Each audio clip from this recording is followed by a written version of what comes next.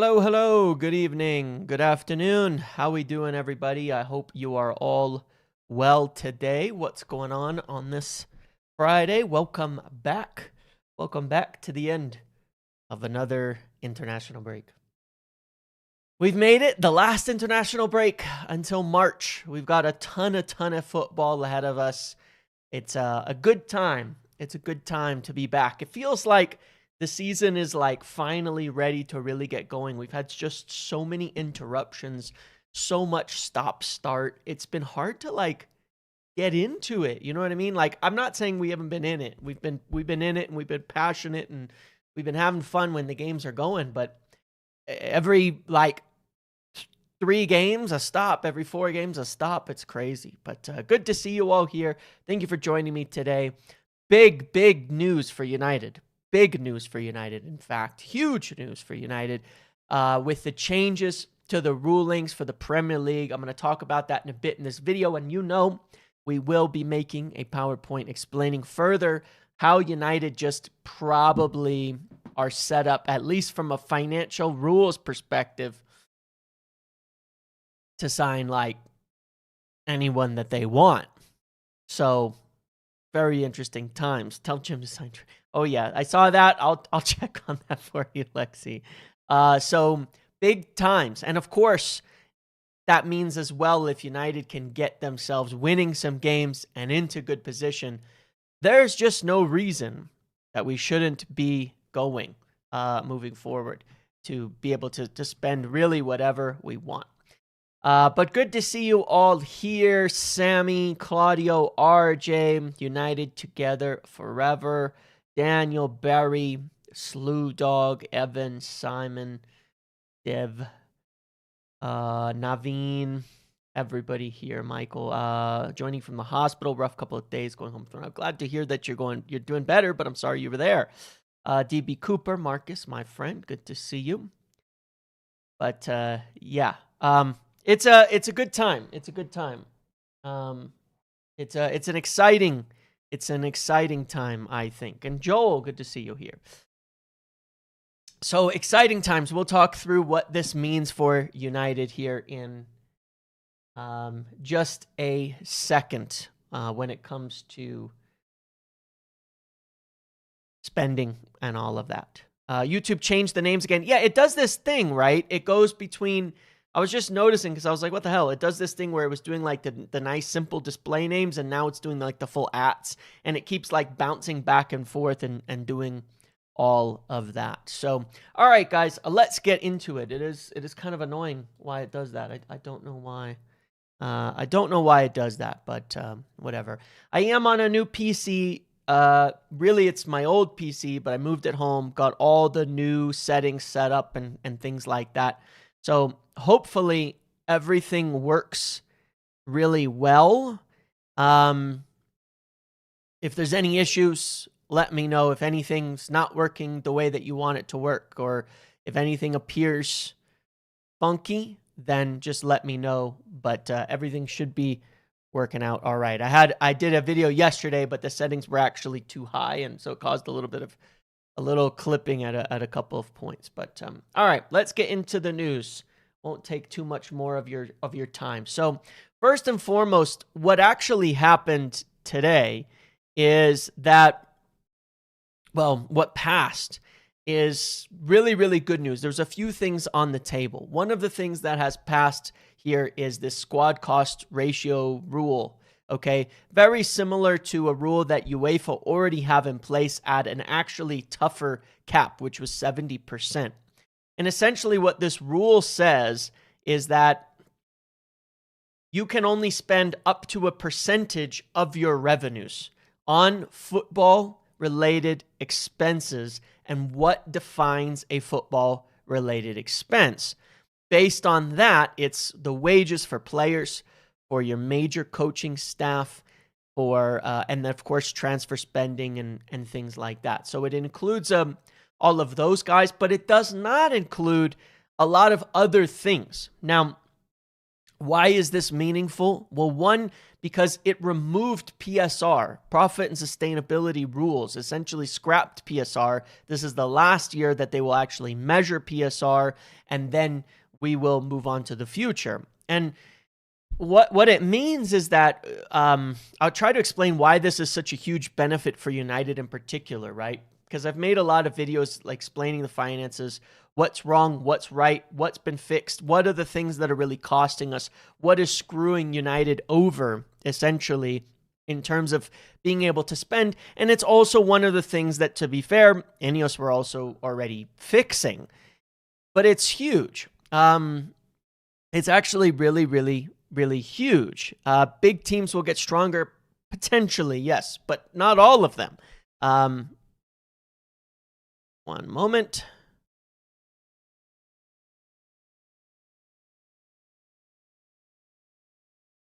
All right. So essentially, one of the things that we know about United in terms of their losses, okay, and some of this is going to be a little bit unpopular, as it were, to say it the way that I'm going to say it, but I'm going to say it because it's the truth. Okay. You had... Does this mean Bailba, Anderson and Semenyo now possible in Jan? How realistic are our chances on Semenyo? Do you feel confident? It means financially we could do it. That's not really the issue, though, with Baleba and Anderson in January. Financially, we could do it. And the problem with Semenyo is, does he want us, right? Those are the issues. But financially, we can do it. Financially, we're not restricted. Financially, we can do whatever we want. Financially, oh God, I shouldn't say it. Don't say it. Don't say it. Don't say it. Financially, just remember what Ed Woodward said. All right? Just remember what Ed Woodward said. Even though that's not the way we're playing, I'm not sure how they're going to play this. I think that they're just going to have to maintain their discipline and say, well, even if we have a lot of money to spend, we're not going to we're not going to pay over the values for the players. And I think it's why it's so important that we laid down that discipline over the last few summers under Omar Barada, Wilcox, and Ineos, and saying, look, we're like on Baleba, we didn't go and pay $100 million. On other guys, we didn't go just pay an extreme amounts of money, because our restrictions moving forward are not that we don't have the money or we can't spend it or that we have to play the PSR card. They're not. It's that we have to still only pay for players based on the value of what they are worth, and that's how it should be. But here's why. This affects United almost in particular bigger than a lot of clubs because of this. A huge part of United's losses, right? A huge part of United's losses, the reason we were restricted was all the extra spending, okay? All those extra staff, all the non-football related expenditures that cannot be deducted from PSR costs and things like that. So it was all the things that we didn't want to have to pay, that you shouldn't have to be factoring into everything, that was losing us money, right? Some of that Glazer debt, how much were we paying in interest and things like that?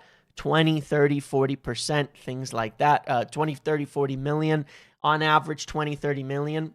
Well, guess what? It doesn't matter anymore. Now, you could say that's a good thing and it's a bad thing, okay?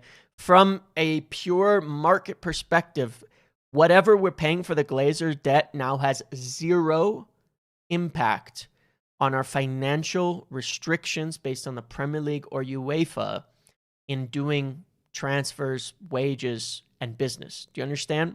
Because that is not football-related expenses. It is not football-related expense.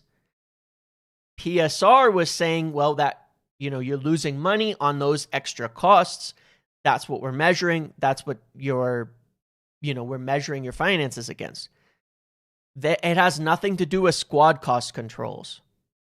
So with PSR disappearing and being replaced purely by these squad cost controls, and yes, I will do a new PowerPoint to explain this, but essentially all those extra expenses don't hold us back. They don't do anything to us. They don't restrict what we can spend on transfers or wages at all. Literally at all. Nothing. Okay? What it means is United can spend more than ever on transfers. Okay?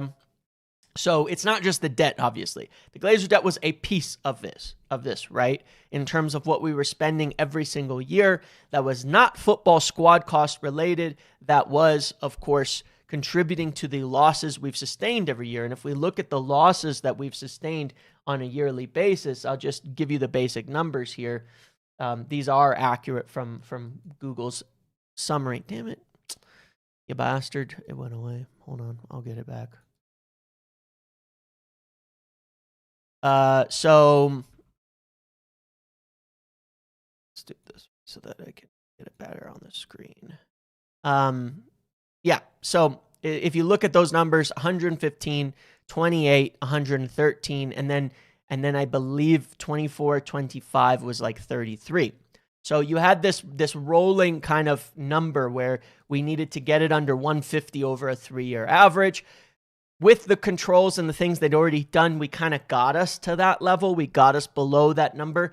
This year, I expect it'll be even better. So we were already handling some of the PSR costs, but a huge part of those losses were all of these extra expenses that the club has been spending. As we know, United had the highest non-football related expenses in the league by far.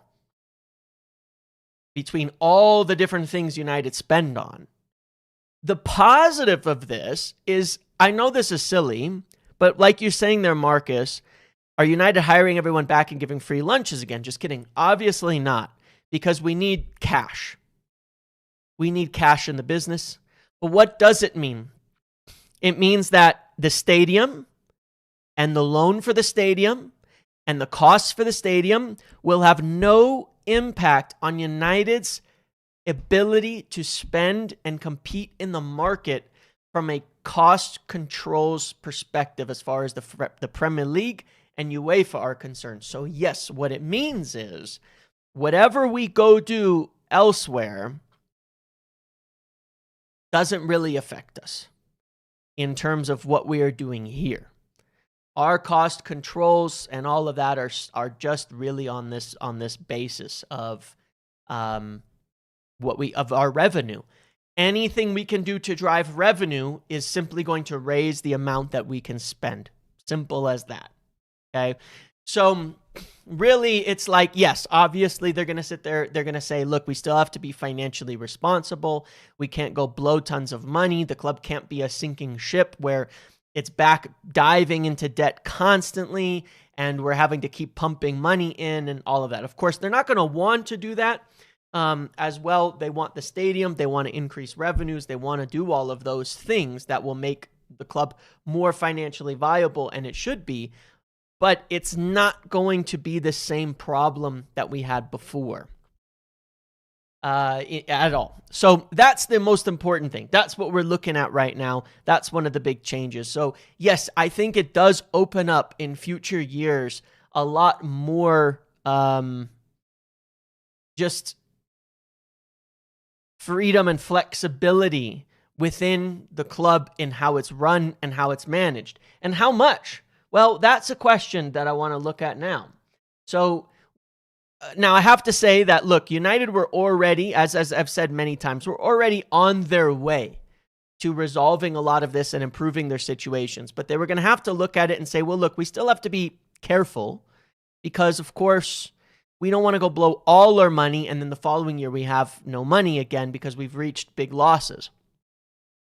But now that's not an issue.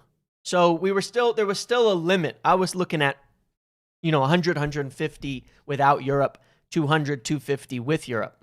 Now, I don't think it matters. How much is it? Let's take a look. We can actually do a little bit of math to figure this out. Okay. This is United's squad cost ratio as of, oh, damn it. I meant to make this a little bit bigger. There we go. All right. Sorry about that. I'm just doing stuff on a new computer. So some of these alignments are slightly off, which does irritate me. So this is our squad cost ratio. Now look, you'll see based on this who are the biggest gainers and the biggest losers in all of this. At the top will be a lot of bigger gainers, and at the bottom are going to be some of your biggest losers.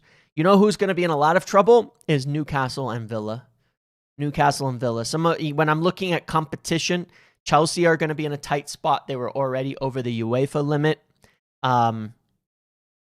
Yeah, some of these guys, Chelsea, who've been spending recklessly, Newcastle, Aston Villa, they're going to be in trouble because one of the only reasons they were able to get out of this situation is because of some of the loopholes they did based on PSR, selling hotels, the women's team, shit like that, that allowed them to escape consequences because it was just all about profit and loss. And that was the negative of it.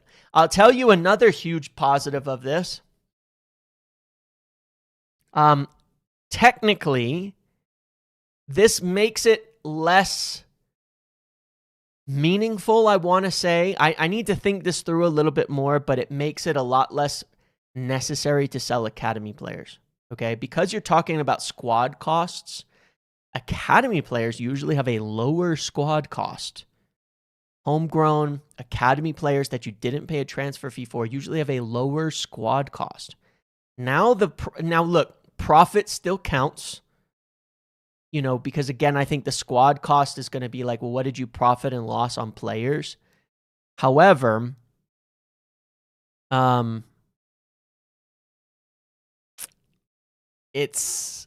think it's going to be slightly better with these rules to keep young players, okay? To keep young players that you didn't pay a transfer fee for. I think it's going to make it a little bit better in keeping them, and which is a good thing, a step in the right direction. It's wrong the way that the rules are set up, how encouraging they are to get rid of your youth academy players to bail yourself out.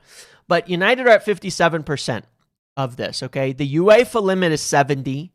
The green threshold for the UEFA limit is really the more important one. Now that's the limit here. That's all we really have to think about is UEFA. So we have 13%. Well, what does that mean?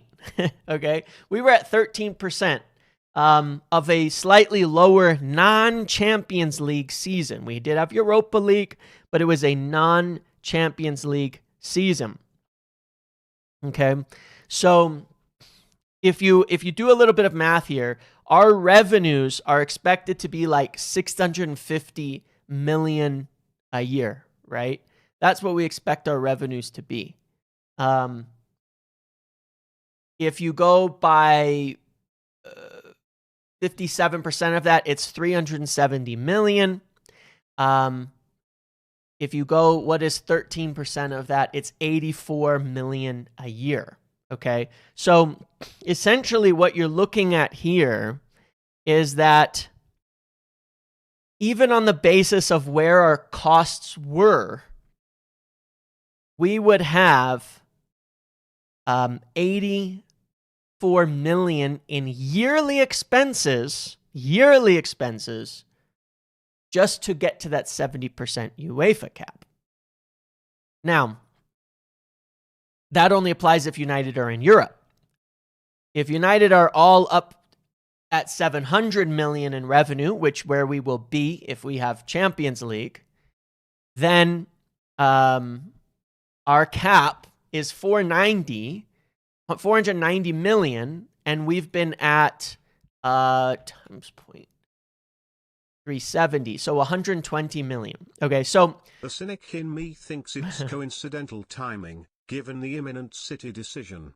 Could it be used to sweep harsh punishments under the carpet? It shouldn't be, because none of it should be retroactive, Joel. It even applies to this season's still PSR, the regular PSR requirements, and none of it, and it doesn't actually change what they're doing, because cheated revenue is still cheated revenue.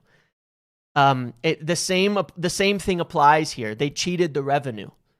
Well, that's the same revenue that's going to be used for your squad cost controls. So cheating on revenue is still cheating on revenue. It should have no effect on that. I'm cynical on City getting punished in general, but that's different. But no, it shouldn't affect anything on that.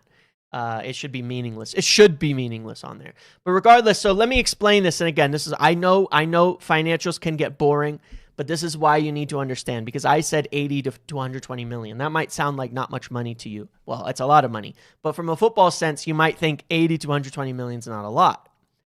However, you have to realize we're not talking about 80 to 100 million, 120 in spending.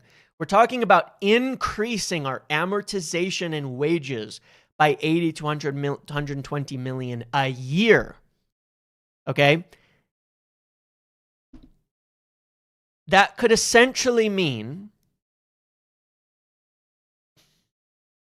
you could increase your yearly spending by as much as 350 million a year in transfer fees. You could increase your spending by 70 million a year in amortized transfer fees. Okay? That would be a lot. That gives you like an extra 350 million to work with in the market. Okay? Plus the wages on top of that. You get about 350 million more to work with. All right? So it's a fuck of a lot. It's a fuck of a lot. Like right now, if United are spending 200 million a year on average on transfers. Let's say United are spending 150 million a year on average on transfers. That means our amortization is 30 per year. Okay? We can go up another 70 per year in amortization. Okay? Which is a lot. I mean, we can double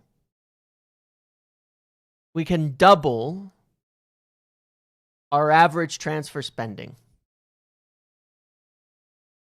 That's the facts. That's just the truth.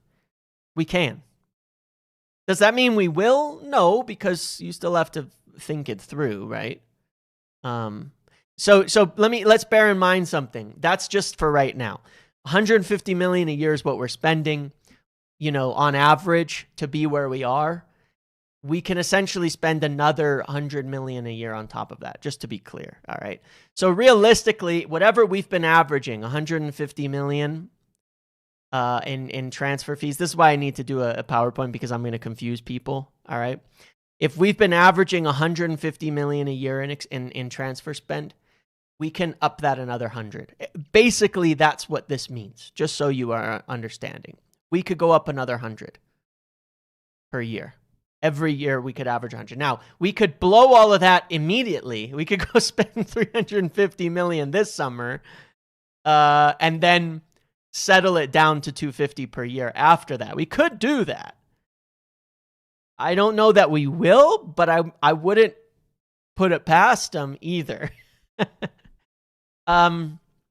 So look, and the same thing, yes, and the thing with like the cost cuttings and things like that too, is it's freeing up the cash flow that we can use to spend on all of this as well. So I don't want to say that all like too loud, because like I don't, maybe the club wouldn't even appreciate the idea. Obviously they're not going to want it being out there like, oh, we can go spend 350, because we don't want the club to get back into a shitty position. Okay. We don't want the club to get back into trash. But if you look at like, I know they spent it poorly, but look at Liverpool. Look at the summer they just had. Look at how much they've spent. Look at when City are struggling, how they just go out and spend 250 million like it's nothing. We need to be able to do that. That doesn't mean it's the right thing to do every year. Doesn't mean you just go out and blow as much money as humanly possible all the time. But United should be able to do that. When we go into a January market where Semenyo, Guehi, and Gomez and potentially others are available, United should be saying, if we can get one of these, we will. And we can. We need to be going in summer and saying, look, we need 2 midfielders. We're not going to have to wait till next summer to solve our next problem. We're just going to solve it. We're going to fix what we need to fix, then let players bet in, then see what next problems arrive, and have the money to solve those problems and not worried about it. So, yes, they can do a hell of a lot with these new rules. They can. Obviously, still maintaining a level of sensibility, sustainability, and all of that for the future, I think is valuable and important. And I think that you can also build a club wrong, right? Like, we know what we need. Getting what we need is the important thing. Not being limited by cost in getting what we need is the important thing. Not saying, well, we need 2 midfielders, but we can only get 1 because we don't have the money is the important thing. So, yes, when you look at the names we've been talking about, when you look at all the discussion over the last weeks, everything, our whole plan, we want a forward, we want 2 midfielders, we want a center back, we can do it. We can go and get that kind of money. We can go in and spend on those kinds of players. Essentially, we've already balanced the books quite a bit. We've already erased a lot of the losses and the waste and things like that. We've already taken care of a lot of stuff. But now we're back to where we used to be. The difference is, like pre-COVID, United were in this boat. Getting younger and better proven PL players. Having money good. Spending smart better. Exactly that. And that's so important. That's the exact point that I wanted to say as well, is that we were in this position previously under Woodward and the Glazers, essentially pre-COVID. We had money. We had the ability to spend, but we spent so stupidly for so many years. We just spent stupid money on stupid stuff, which Sir Jim said in an interview back then. What's happening with the anchoring Anchoring was idea? rejected. Anchoring was voted down, so that won't happen, which is a good thing for us. No, the way that transfer fees are amortized and all of that is still all the same. None of that has changed. Nothing else really significant on that front has changed as far as we know. But those also apply to UEFA, so they probably aren't going to change those types of rules. They're pretty much worldwide or Europe-wide.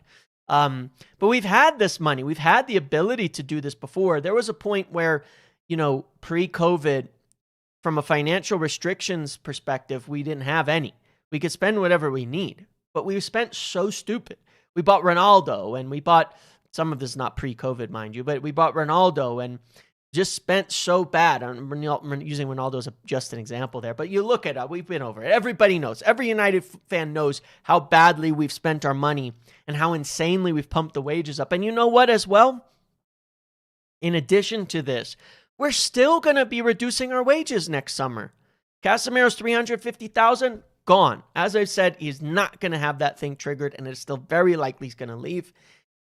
Gone. $350,000. Maguire's cut way down, and all his amortization is finally gone from a 6-year purchase, by the way. Those are big expenses that are going to come down. Sancho's contract gone. A lot of things will be gone. A lot of things. A lot of money is going to be saved. More money than you've ever seen. No, a lot of money is going to be saved, and the costs are coming way down in general. So we just have a lot that we can do.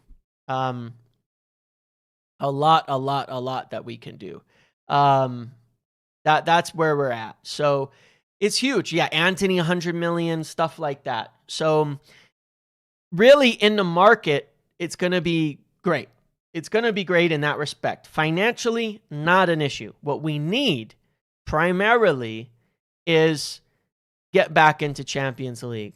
Get back into Champions League so that we don't have a problem convincing players, so that we are okay with that aspect of it, because I think that is very, very important.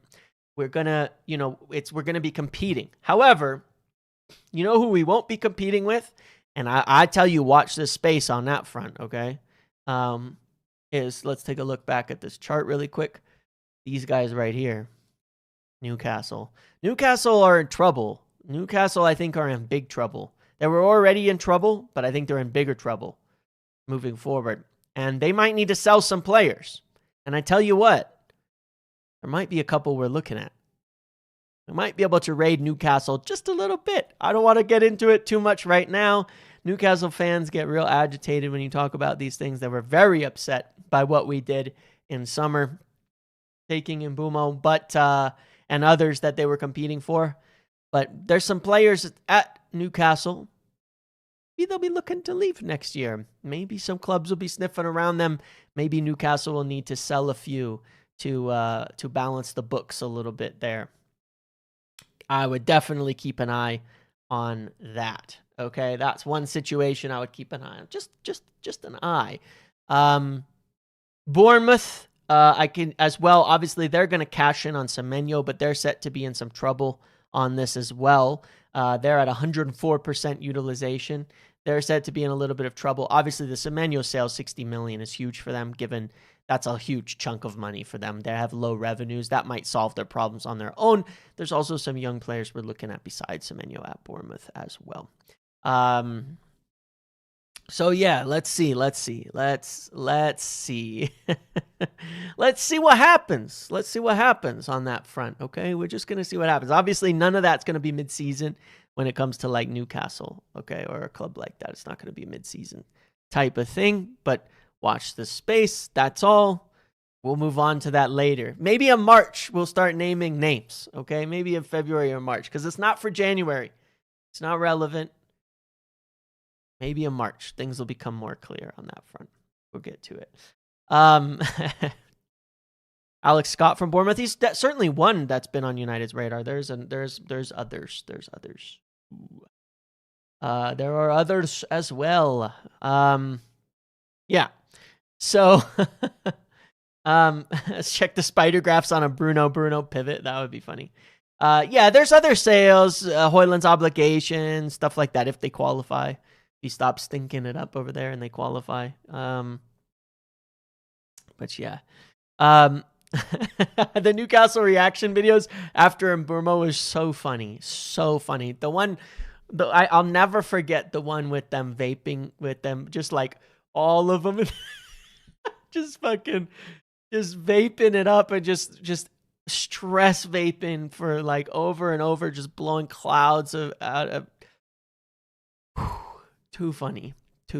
It was just absolutely hilarious. They were so piss boiled about PSR, and it's going to get worse for them now about United and PSR, and they're not, and it's going to get even better. Oh my god, it's so funny. Cracks me up, man. That was good times. There was some fun times with the whole Mbeumo thing over summer. Some scary times, but the initial news, the Newcastle situation, it was too funny, that stuff, man. All right. So that's the PSR boost that United are gaining, or the PSR stripping that is going to allow United to, of course, compete as ever before in the market. And we'll be interested in keeping tabs and keeping up on that whole situation.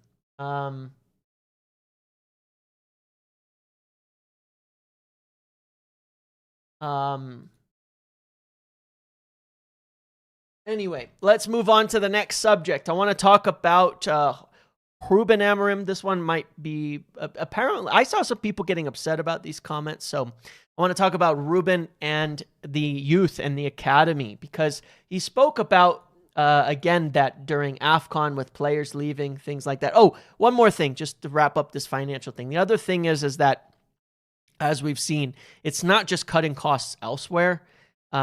United are, of course, if we look at this from The Athletic, we see a good graph demonstrating this, but they've reached in last year the lowest wages they have since 1920, pre-COVID, and it's going to go down more this year, very likely as well, with the big ones dropping off. So it's all primed for United to be able to spend very significantly in the market, which we need. But I want to talk about Ruben's comments on the academy, because he said that during the Afcon is going to be the time and the place for some of these young players, some of these academy players, to take their chance to that's what the academy's for, to help replace some of the players that are missing, to get on the bench and to things like that. So yes, as we've talked about in the past, I expect there will be as many as 3 players to come through: Shea Lacey, Fletcher, and probably one other. Could be a defender, depends on injuries. But yes, at least I suspect those players will not suspect. Certainly those players are supposed to get their chances during Afcon, and that has been the plan for some time. More time playing at the youth levels, more time training with the first teams in preparation for these moments and getting to ideally not just be included in the squad, but actually get a chance on the pitch, which I think that they will. And that would be absolutely fantastic. We need to see it. We really do. Obviously, I want to see it. Obviously, we want more academy players coming through and all of that as well.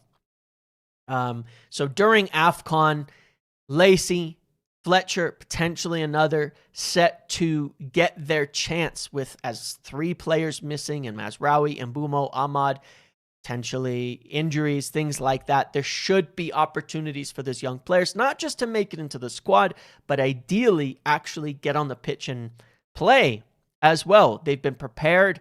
They've been training with the first team. They've been getting ready, and I think they're going to be there to seize the moment. And you never know what can happen when those young players step onto the pitch.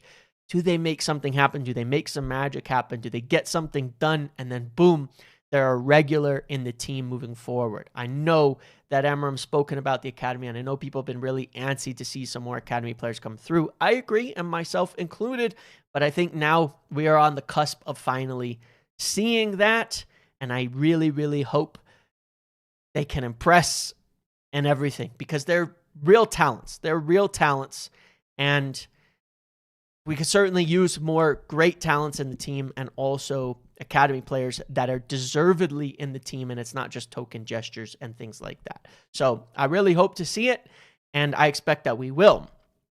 Now, Ruben also spoke a lot about this week in an interview a couple of days ago. I think we covered it on Wednesday's live. We talked about this. He had 3 comments about the academy that I think people should really not lose sight of, because he's there and he knows this stuff.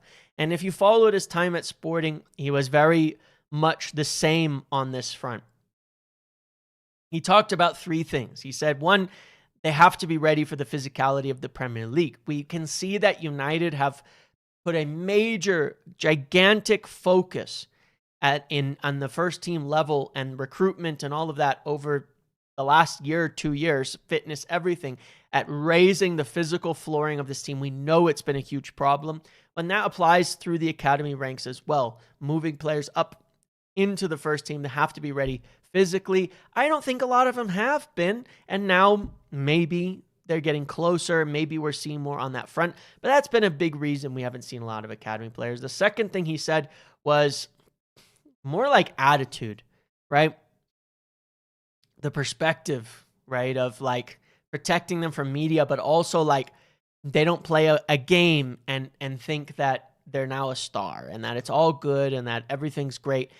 I still think it's really, really meaningful that he said that. Maybe unpopular. It may be easy to say that we don't have any of these issues. I think it's very meaningful that he specifically commented that in particular about academy players or, young players and having the wrong attitude or being too, I don't know, overblown and starstruck or whatever it is about having made it in the first team. He's there. He's seeing this. He's observing this stuff.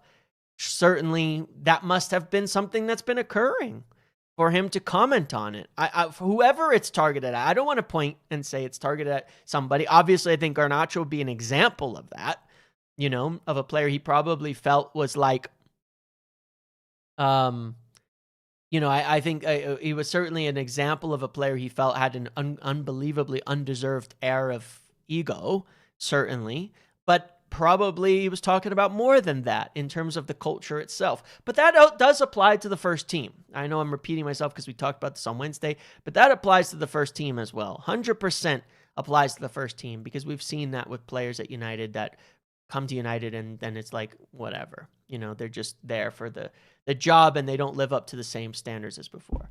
And then, obviously working hard, dedication, and obviously the space in the squad. But this provides an opportunity, and I think it says who Amram believes. I think what we see in December and over the next few weeks is going to, of course, tell us who does Amram really believe is next up because he will not promote players undeservedly. And I think that's also the important part. Like I said before, we got those token gestures of Iqbal and Gore and Forsen and on all of this stuff who got promoted, and then we never see them again, or they're not good enough. And it was like, why did we do it in the first place?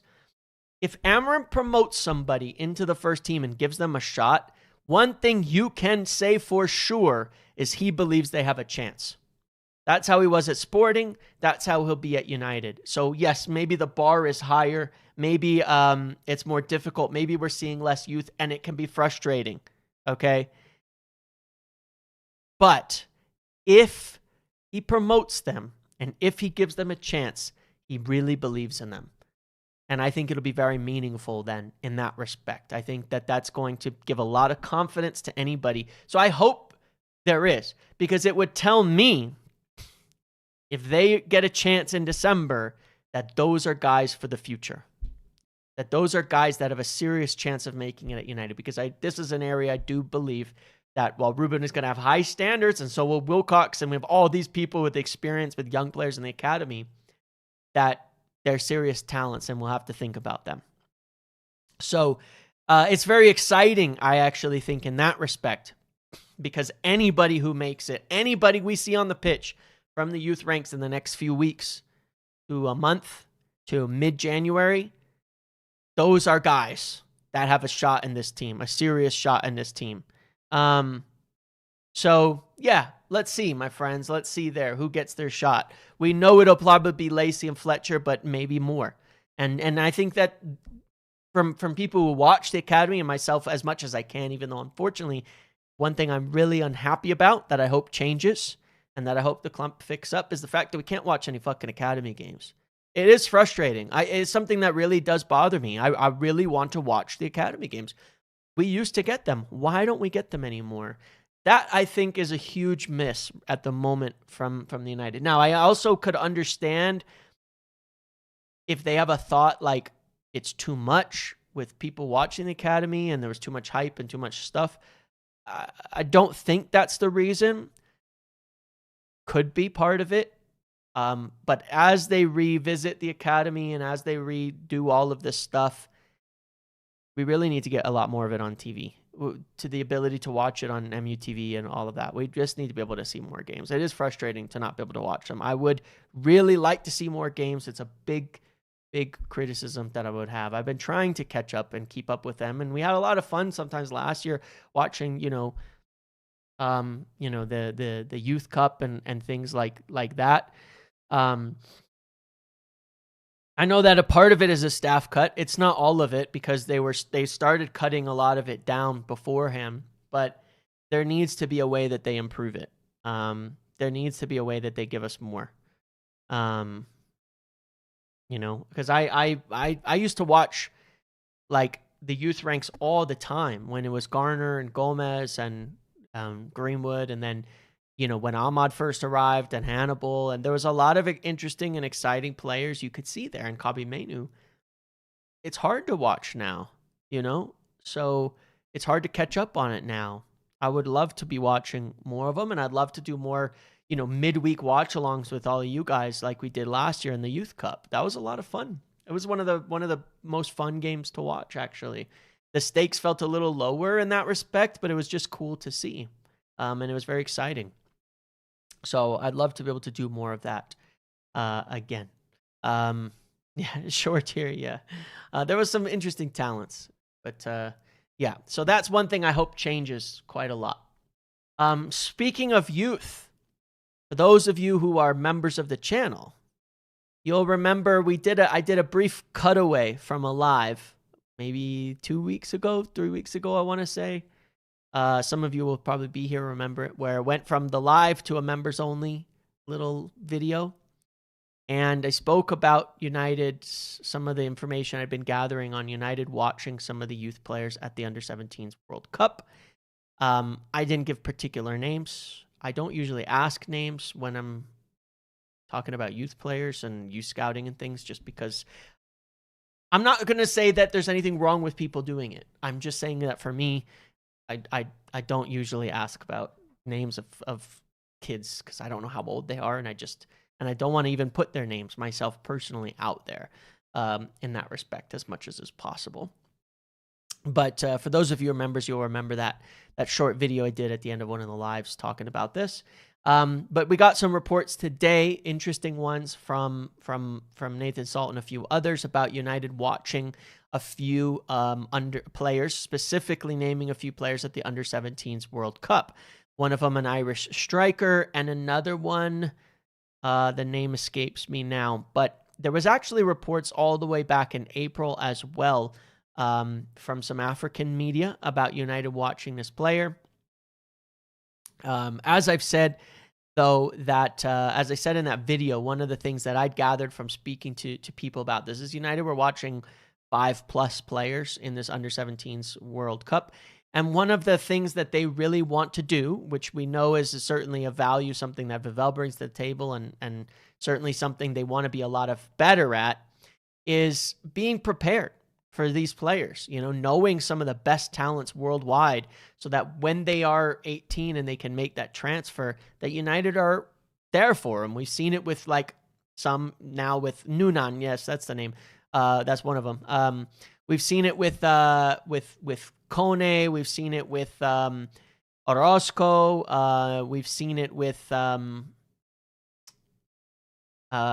obviously Diego Leon, where we've been scouting, we've been available, we've been around, we've been ready, getting them when they turn 18 to come join United. Well, they want to be at the forefront of that, of finding the best talents in world football and be ready to recruit them. And so there's been definitely more effort put in there. Maybe it's the Dembele. There was another name. It was an African player. I don't know who it was specifically. I can't remember the name off the top of my head. Seydou Dembele. That's the one. Thank you for that. And yes, there was reports all the way back even in April that United were watching him from Africa. So you can find that. It's been there for a while. Enzo Canabic, yep, another one like that. So just stockpile, because it's not like they're all going to work out. You're expecting a lower rate of return. They were also watching another French striker, or playing in the French league, is actually African, but French striker that I spoke about last year as well, that they didn't end up buying him. He was rumored to move to West Ham, and then I don't remember what happened, but I have to catch up on that one. But yeah, they've been doing this a lot, and they're trying to look at a lot of them. They're trying to look at a lot of young players like that and just be ready to get them. So I think it's been a lot of effort has been put into this, and I think we're going to see it certainly continue, getting a couple more in addition, in summer. I wouldn't be surprised if we get at least one more in addition to Orozco this summer coming in as they turn 18 and all of that. So that was a big one. That's an interesting one to look at, and I'm very encouraged by the fact that United are keeping up on these players and all of that. Let's see, what was the next thing I want to talk about? The next thing I want to talk about was injuries, Šeško, Lissandro, and a few other things. One thing I want to briefly mention is obviously our game is until Monday. I'm going to do the team vote on Sunday.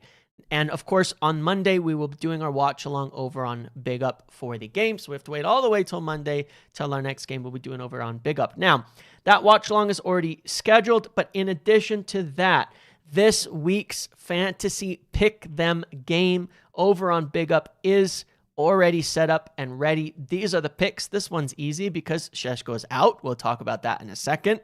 But you can play as little as 2 or up to, I think, up to all of them, and win a maximum of 375.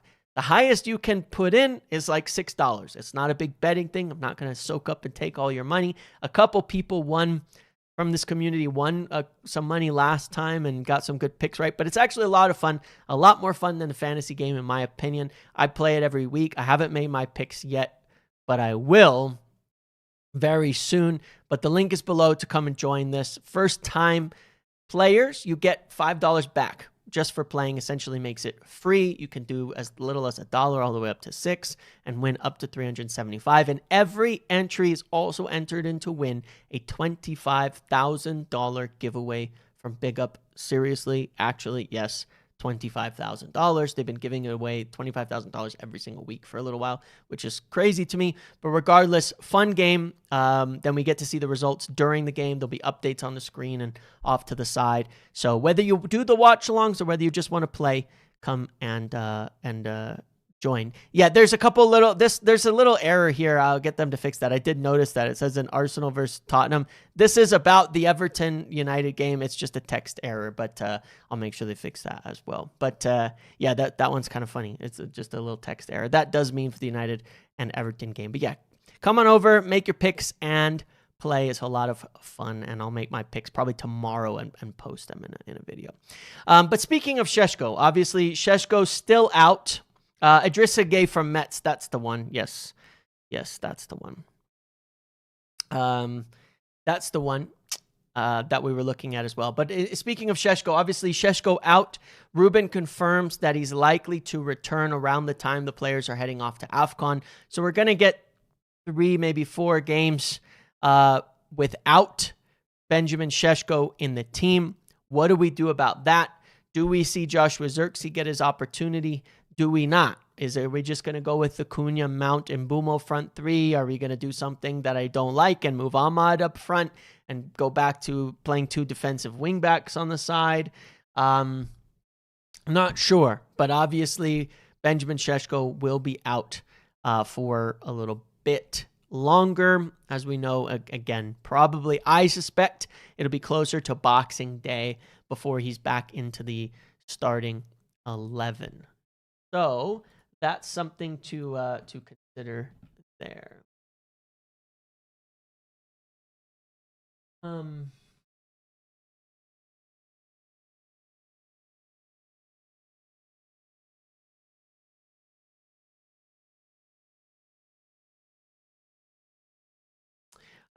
So yeah, he's going to be out a little bit. I have a feeling it'll be Mount and Cunha, but you never know.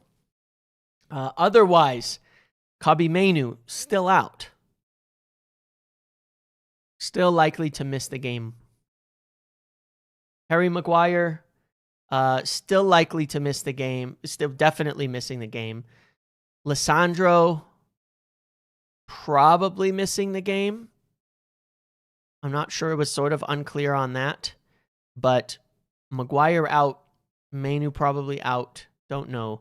I mean, Mainoo could be in the squad, but he hasn't been training, so not a good sign there. Certainly won't be playing much, if any. And Šeško out.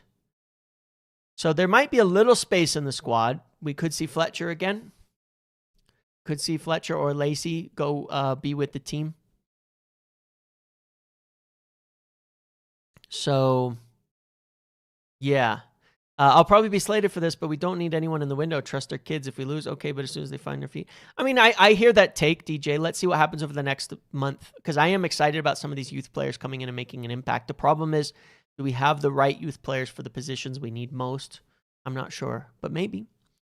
What's Kobbie's injury? I don't know. It seems like he's a little muscular injury or something, but he hasn't basically trained fully for 2 weeks. So I don't know if he'll be in the squad, or we certainly won't start, but I don't know if he'll be in the squad. But Maguire out, Šeško out. Who else were we missing? I feel like we were missing somebody else. Lissandro's probably still out. It was sort of unclear based on what Amram said whether he would be ready or not. I wasn't sure.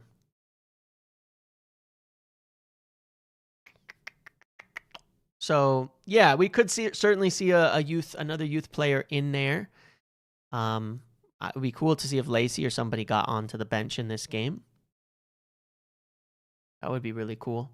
I thought it was interesting. Ruben answered the question about Mazraoui. Mazraoui, that's right. But is he back, or did he get injured? I can't remember with Mazraoui. Anyway, it was interesting to see the question. Maz was in training, yeah. He had just come back recently. But yeah, it was interesting to see somebody ask the question about Lissandro in the midfield and get a definitive no from Ruben there, because I've always said it's not going to happen. It's really silly, and Lissandro doesn't have the type of profile athletically for the midfield, the sideways and things, especially with his knee injury. So I was happy to see Ruben confirm that that's not going to happen. I think it's a terrible idea. But he did say about Luke Shaw as well. That was one of the questions. Could Shaw move over to left wing back? Can he play in that position? And he said, kind of, right? Essentially, he gave the answer, the expected answer here, which is that the load on the player is different at wing back. So with Shaw, one of the reasons they feel that they're keeping him fit, firing, and playing well is because the load at left center back is lower than it would be at wing back. Now, Shaw is still doing a lot of work at left center back. He's been one of the most aggressive, stepping up into the midfield, all of that types of players. But the load of playing at wingback is very different. It's a lot more up and down and everything. So I do think Ruben is very not keen on putting him out there because doesn't want him to get injured again. You know what I mean? Doesn't want him to go from being fit all the time to once again, picking up injuries. That would be, yeah, I think he's quite clear he doesn't want to put him there because he'll think, well, Ruben's been so careful in injuries and the way that he manages injuries, he's so good at it. I think that you look at it and it's like, yeah, I could put Shaw out there and then what? And then he gets injured again and then he's gone, and I don't think he'll want to do that. I think he's very, very happy with what he's doing right now in the team. When Afcon happens and Ahmad leaves, I'm thinking about some of the different solutions we could do. Could we play Shaw at left wing back, Lissandro at left center back, and Dorgu out right? Could we save Shaw for that period of time? Give Lissandro some time to kick on, maybe get some minutes over the next few weeks. Because I would, if with Ahmad out, I think that, again, I just said I think Shaw playing at wingback is unlikely, and I do still think that's the case. But with Ahmad out, that's one of the few solutions I could see that might actually work when Ahmad goes to Afcon. That might actually be kind of good. That might not have a huge drop-off. Shaw and Dorgu with Lissandro at left center back. It could work. I think Dorgu might be a lot better attacking-wise from the right side as well, being able to cut in onto his strong foot. I'm thinking about that. If it's just for a few games, I'm thinking about that as an option because then you can go Cunha and Mount and Xerxes or Bruno up front and all of that, and I think you can get away with it. I'm just saying, I know it's just a couple of games, and I don't think it'll happen, and I think he'll get injured if we put him at wingback for like 2 games. I genuinely do. But I'm just thinking of that idea. Because I would rather risk it than see Dallo and,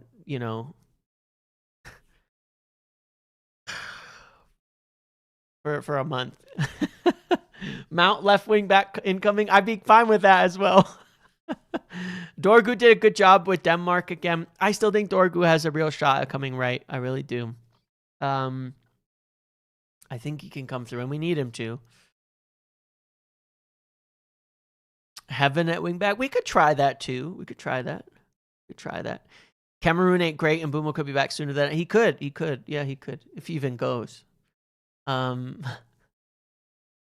internal politics over there, but anyway,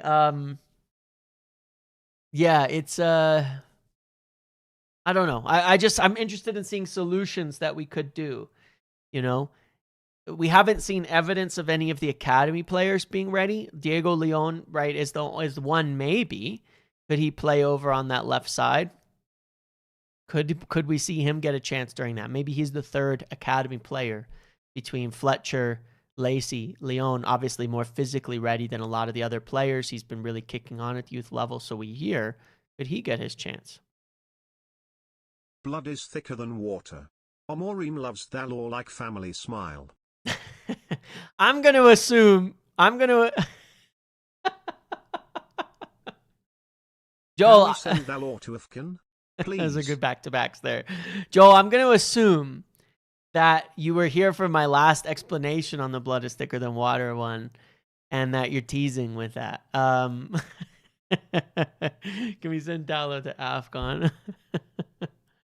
Find some familial connection, to like Morocco or something. Yeah, maybe.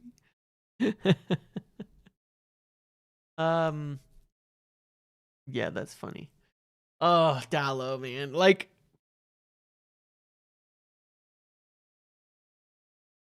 yeah, you were. Okay, cool. I figured it was tongue in cheek. I got it. Thank you for that. Every time I'm like, I feel so good about the squad, and then I think about Dallo sometimes, and I'm like, I don't even want to be mean. I don't want to be mean. He's been so bad.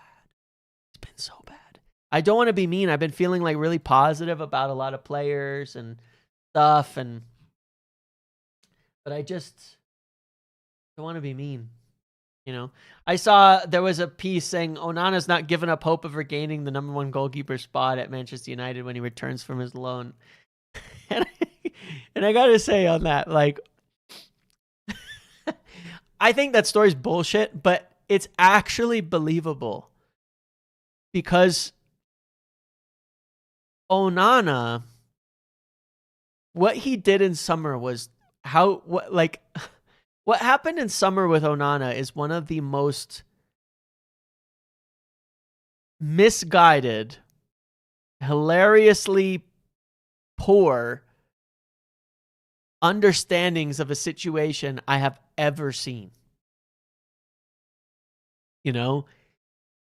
Coming back, injured, having yourself be filmed, playing on shit, and asking for a raise displays a level of delusion that we could all aspire to be. And so I can suspend my belief a little bit and say, you know what? He might actually think that. Like, brother, you're in the nuke squad next year, okay? Don't bother coming back. It's not happening, my friend. Okay? Like, it ain't happening, all right? But it does crack me up. You got to appreciate the confidence, I guess. You got to appreciate the confidence because it is funny. It's too good. It's too funny. So, all right. I'm going to end it here, I believe. I think we've about covered everything. Obviously, it's a Friday, so we're going to be doing a little bit different in terms of the layout of the videos this week, in terms of where we're going since our game is on Monday. Usually I'd be doing the vote. I'd be doing all of that kind of stuff today, but I want to put it off a little since it's all the way on Monday, not like Sunday morning. It's like Monday evening. It's so far away that so much can change. So the schedule for this weekend, I'll probably do a live sometime tomorrow. Sunday, and then I'll do my pre-match match preview will be published probably Monday morning or Sunday night. Saturday, we'll do a live. Sunday, we'll do our usual Friday one. Sunday around 7 p.m., I think, we'll do our usual Friday video where we'll come on, we'll do our squad vote, we'll look at the table, we'll do the things we're going to do on that front. We'll look at the game, we'll get prepared and everything. And then Monday, pre-match live. I think I just have to see. My kid's out of school and we have family over. My schedule's going to be a little bit crazy next week, but I think a pre-match live, and then over on Big Up for the watch along, we'll obviously do the post-match live here on YouTube. Get your thoughts, all of that. Likely podcast Tuesday, tactics video Wednesday, breaking down whatever happens on Monday. Probably a live each of those days as well. And then probably I might do a short video summary in the morning on Thanksgiving. That's Thursday next week, American holiday. Friday, we'll do our normal pre-match live and all of that. And then we'll get into we'll be back on a regular schedule. And it's going to be a little hectic because we're going to start getting games every 4 or 5 days again. which will be a lot of fun, I think. So thanks for hanging out with me, guys. Please do smash a like on the video. Oh, and please also hype the video. There's a button for hype.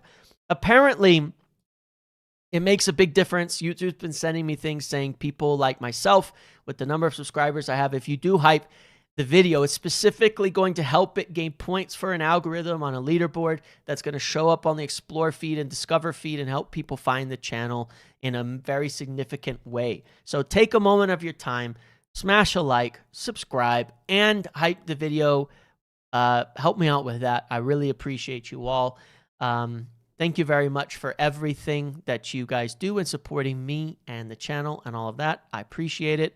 I've enjoyed you all being here. I've enjoyed today's video. We'll be back. We'll get back to lives pretty much every day moving forward now that the whole thing is done. How do you hype? I don't know. They keep telling me to hype, and half the time the button's there, and half the time apparently it's not. Hype when you comment. Yeah, I don't know. There's apparently a button to do it. And YouTube keep telling me that there's a button to do it. Where is it? I have no idea. I can't hype it, but somebody can hype it. Hype plus. I don't know. Maybe it's there. Anyway, thank you guys. Either way, if you can figure it out, do so. You hyped it last time. Thank you for that. It shows up once the video is posted. Oh, so maybe it's at the end. All right. Well, come back. And for those of you who are watching, hype the video. Thank you all. Smash a like on the way out. We've gotten over 200. I'm pretty happy with that. Thank you all. I'll see you later. Okay. Have a good one, everybody. Enjoy your rest of your Friday. I'll catch you over the weekend. Have a good one, guys. Goodbye. See you later. Oops. Look at that. Yeah, I changed computers and there we go. Nice. Doo-doo. Goodbye.